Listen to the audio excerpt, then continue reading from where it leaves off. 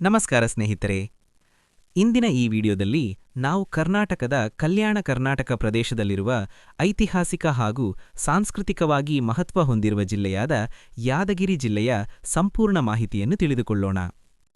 ಯಾದಗಿರಿ ಜಿಲ್ಲೆ ಕರ್ನಾಟಕ ರಾಜ್ಯದ ಉತ್ತರ ಭಾಗದಲ್ಲಿದೆ.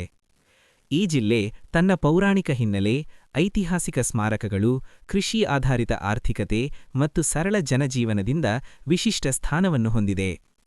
ಯಾದಗಿರಿ ಜಿಲ್ಲೆಯ ಕೇಂದ್ರ ಸ್ಥಾನವಾದ ಯಾದಗಿರಿ ನಗರವು ಆಡಳಿತಾತ್ಮಕವಾಗಿ ಪ್ರಮುಖ ಪಟ್ಟಣವಾಗಿದೆ.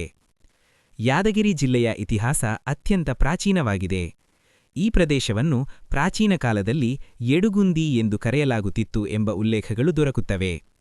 ಕದಂಬರು, ಚಾಲುಕ್ಯರು, ರಾಷ್ಟ್ರಕೂಟರು, ಕಲ್ಯಾಣಿ ಚಾಲುಕ್ಯರು, ಕಲಚೂರಿಗಳು ಮತ್ತು ವಿಜಯನಗರ ಸಾಮ್ರಾಜ್ಯ ಈ ಪ್ರದೇಶವನ್ನು ಆಳಿದ್ದರು.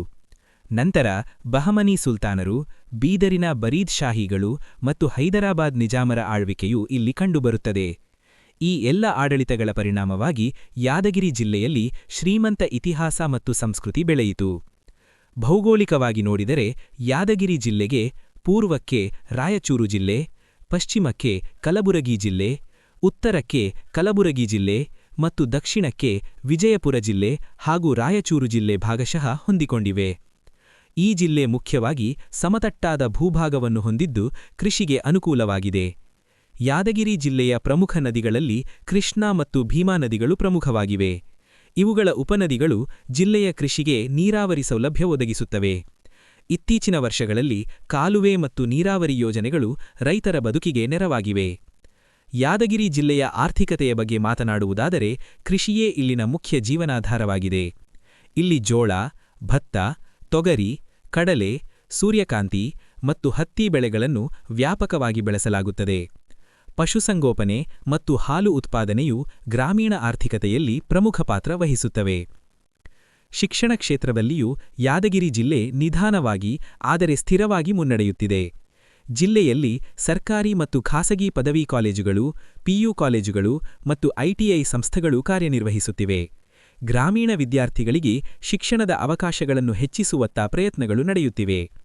ಸಾಂಸ್ಕೃತಿಕವಾಗಿ ನೋಡಿದರೆ ಯಾದಗಿರಿ ಜಿಲ್ಲೆ ಕಲ್ಯಾಣ ಕರ್ನಾಟಕದ ವಿಶಿಷ್ಟ ಸಂಸ್ಕೃತಿಯನ್ನು ಪ್ರತಿಬಿಂಬಿಸುತ್ತದೆ. ಇಲ್ಲಿ ಮಾತನಾಡುವ ಪ್ರಮುಖ ಭಾಷೆ ಕನ್ನಡ. ಉತ್ತರ ಕರ್ನಾಟಕ ಶೈಲಿಯ ಕನ್ನಡ ಇಲ್ಲಿ ಹೆಚ್ಚು ಬಳಕೆಯಲ್ಲಿದೆ.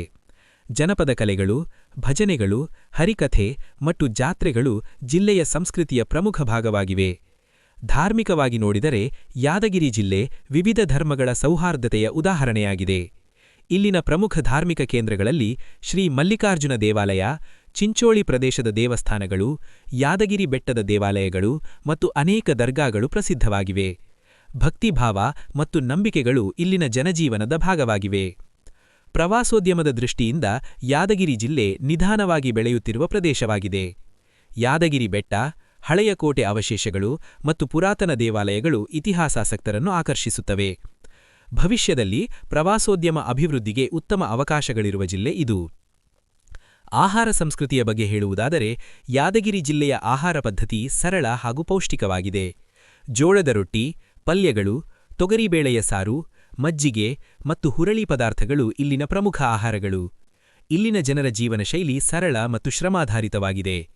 ಪರಸ್ಪರ ಸಹಕಾರ, ಸಹನೆ ಮತ್ತು ಆತಿಥ್ಯ ಯಾದಗಿರಿ ಜಿಲ್ಲೆಯ ಜನರ ಪ್ರಮುಖ ಗುಣಗಳಾಗಿವೆ.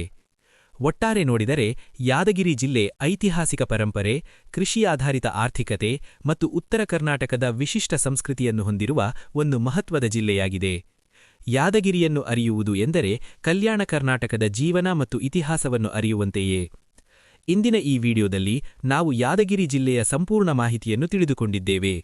ಈ ವಿಡಿಯೋ ನಿಮಗೆ ಉಪಯುಕ್ತವಾಗಿದೆ ಎಂದು ಅನಿಸಿದರೆ ಲೈಕ್ ಮಾಡಿ, ಶೇರ್ ಮಾಡಿ ಮತ್ತು ಚಾನೆಲ್ ಅನ್ನು ಸಬ್ಸ್ಕ್ರೈಬ್ ಮಾಡೋದನ್ನ ಮರಿಬೇಡಿ.